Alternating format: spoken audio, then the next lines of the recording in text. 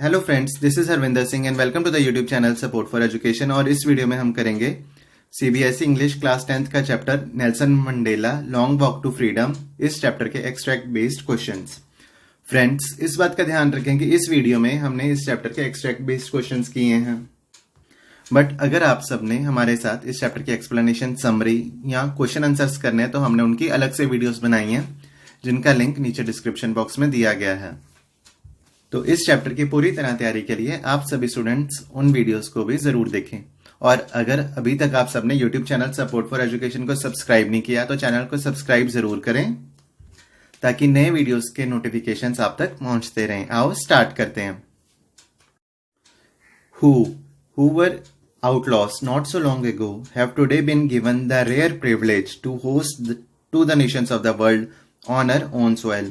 We thank all our distinguished international guests for having come to take possession with the people of our country of what is, after all, a common victory for justice, for people, for human dignity. तो friends, ये हमें extract दिया हुआ था। अब हम करते हैं इसके questions. The guests at the spectacular ceremony are being called distinguished because, तो डिस्टिंग्विश का मतलब होता है समवन डिफरेंट फ्रॉम अदर्स। तो उन गेस्ट को समवन डिफरेंट फ्रॉम अदर्स या डिस्टिंग्विश क्यों कहा गया है? तो फर्स्ट ऑप्शन है they have been invited as guest to attend it. तो जिसको भी इनवाइट किया जाता है, क्या वो डिस्टिंग्विश होता है? जी नहीं। They are eminent world leaders witnessing it. Eminent होता है फेमस एंड इंपॉर्टेंट, तो ये सही ऑप्शन है, because they are famous world leaders witnessing it. But हम बाकी ऑप्शंस भी देख लेते हैं। They are visiting country for this purpose, तो उसके लिए वो डिस्टिंग्विश तो नहीं है। अगला है they have resume diplomatic relations with this country, तो इसके लिए भी वो डिस्टिंग्विश नहीं है। तो सेकंड ऑप्शन इसका करेक्ट है। सेकंड क्वेश्चन है it is victory for human dignity, pick the option that list the correct answer for what human dignity would include. तो ह्यूमन डिग्निटी में क्या क्या इंक्लूड होता है? ऑप्शन देखते हैं, इक्वालिटी, लिबर्टी या इंडिसेंसी। इंडिसेंसी का मतलब होता है नॉट डिसेंट, तो ये गलत है क्योंकि इंडिसेंसी तो आ ही नहीं सकती। लिबर्टी, इंडिसेंसी और सेल्फ रिस्पेक्ट, तो ये भी गलत हो गया। इमोरलिटी, जिसका मतलब होता है इमोरल या नॉट मॉरल, तो ये भी गलत। तो इसमें फर्स्ट ऑप्शन देख के हमें पता लग गया कि सी भी नहीं हो सकता। फोर्थ, इक्वालिटी, लिबर्टी और सेल्फ रिस्पेक्ट, तो बिल्कुल सही है, फोर्थ ऑप्शन ही करेक्ट है। नेक्स्ट है व्हाई डज द स्पीकर से that it is a rare privilege he says this as they have, first option देखते हैं, been deprived of this honor। तो पहले डिप्राइव था, पर अब तो उन्हें ये ऑनर मिल चुका है।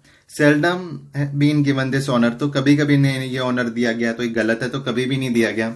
Experience that for first time, जी हाँ, क्योंकि फर्स्ट टाइम इसे एक्सपीरियंस कर रहे हैं। फोर्थ ऑप्शन भी देख लेते हैं, been chosen over others for this honour, तो इसमें जो रेयर प्रिविलेज का है बिकॉज उन्होंने इसे फर्स्ट टाइम एक्सपीरियंस किया है, तो थर्ड ऑप्शन ही करेक्ट है। अगला है what do you think the speaker feels, choose the option that best fits his state of mind. तो नेल्सन मंडेला जी की स्टेट ऑफ माइंड क्या हो सकती है, उसे हमें फील करना है। और तो फर्स्ट ऑप्शन है इमोशनल, इलेटेड और अनमाइंडफुल। तो वो इमोशनल तो थे ही, इलेटेड का मतलब होता है वेरी हैप्पी एंड एक्साइटेड, बिल्कुल थे, पर अनमाइंडफुल तो नहीं थे। अनमाइंडफुल होता है केयरलेस या फॉरगेटफुल, तो नहीं, अनमाइंडफुल नहीं थे।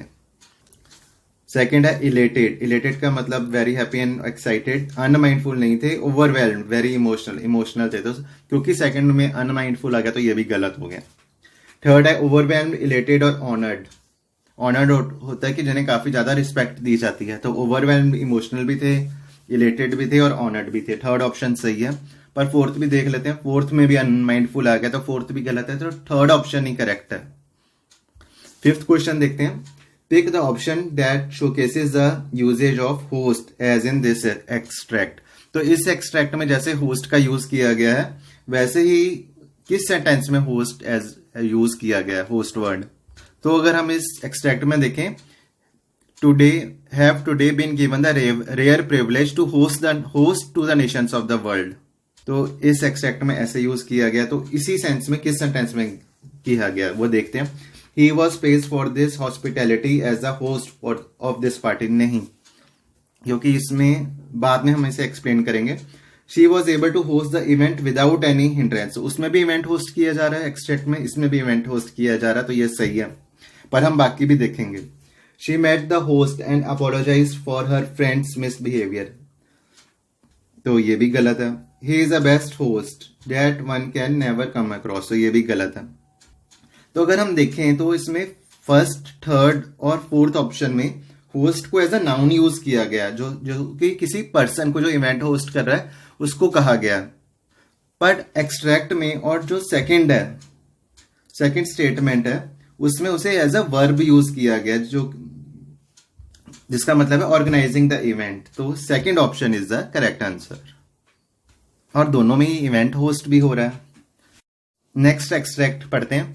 It was only when I began to learn that my boyhood freedom was an illusion, when I discovered as a young man that my freedom had already been taken from me, that I began to hunger for it. At first, as a student, I wanted freedom only for myself. The transitory का मतलब होता है not permanent, temporary.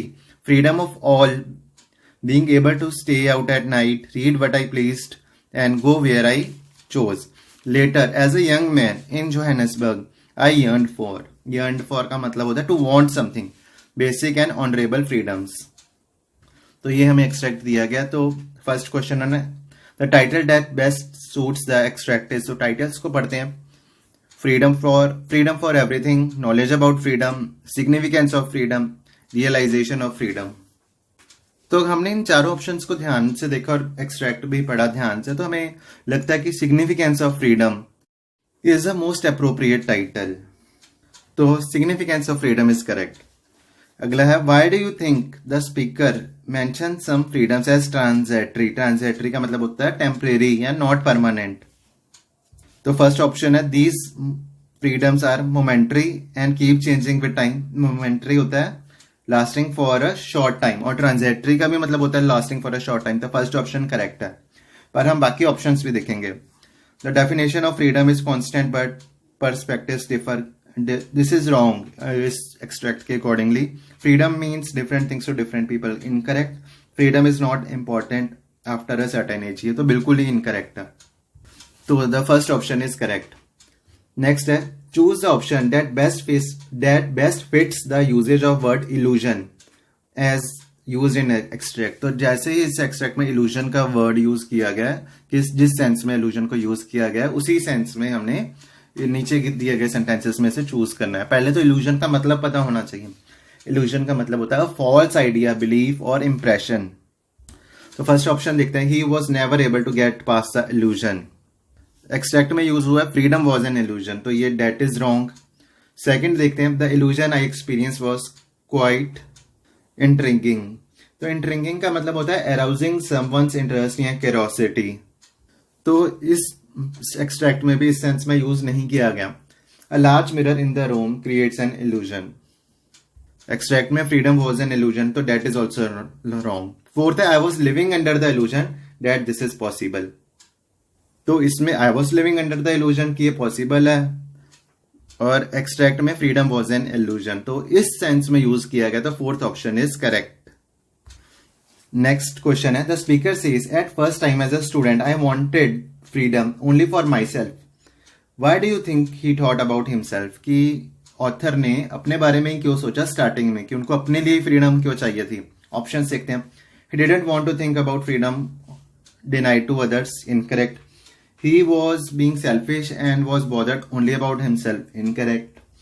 He didn't think that freedom denied to him was important for others, तो ये भी incorrect है। Next option he was too young to realize that freedom was denied to others as well, तो ये बिल्कुल सही है क्योंकि पहले वो बहुत छोटे थे। करते हैं नेक्स्ट क्वेश्चन। तो इसमें फिल इन द ब्लैंक्स हैं।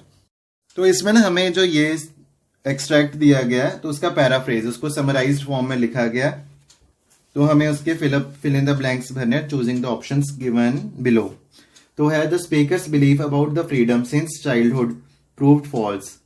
It was not until the speaker grew up to be a young man when it dashed on him that he was dash of freedom, then he began to dash it. तो first fill up में आना चाहिए don't, क्योंकि don't का मतलब होता है emergence of a thought.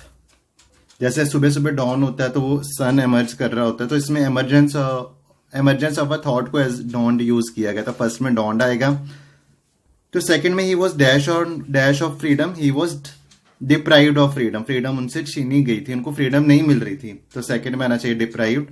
और थर्ड में आना चाहिए he began to dash it desiring, क्योंकि उन्हें फ्रीडम की चाहत थी। तो B option is the correct answer.